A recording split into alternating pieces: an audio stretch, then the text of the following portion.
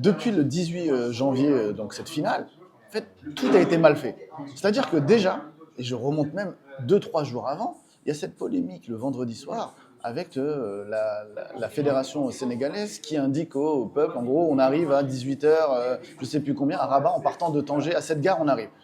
Normalement, ils n'ont pas à faire ça parce que le règlement stipule que tout doit être réglementé, qu'on doit prévenir les organisations, etc. Pour qu'il y ait, par exemple, si vous voulez ramener vos joueurs au niveau comment ça s'appelle, qu'il y ait du monde, etc., qui arrive, eh ben, il faut que la sécurité soit présente. Là, tu ne les préviens pas, tu les préviens au dernier moment. Donc déjà, c'est pas bon, c'est pas réglo. Ensuite, tu dis que les joueurs ont été en menace de mort, etc., dans danger de mort dès le lendemain en conférence de presse.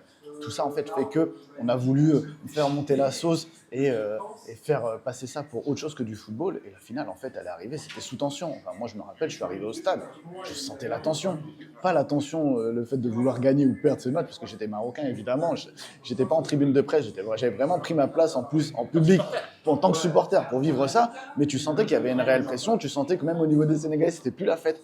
Moi, j'ai vécu un mois où j'allais voir les Sénégalais, où on faisait des conférences de presse, enfin des conférences ensemble, on avait fait plein de choses à Tanger, etc. Là, j'arrive au stade, on ne me regardait plus de la même manière. Là, c'était vraiment la bagarre. Donc, tu sentais qu'il y avait une grosse tension. C'est dommage, on est passé ça vraiment sur autre chose. Et la CAF a complètement raté son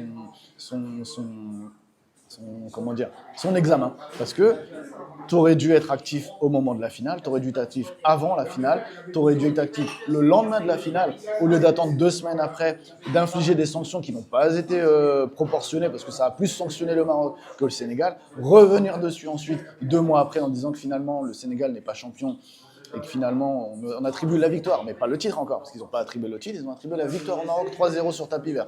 Et donc tout ça fait qu'on continue, on continue, on continue. Et là on part au TAS. Le TAS, ça va durer 6, 7, 8, 9, 10 mois, etc. Ça va être très long. Et au final, on ne sait pas ce qui se passe et c'est dommage.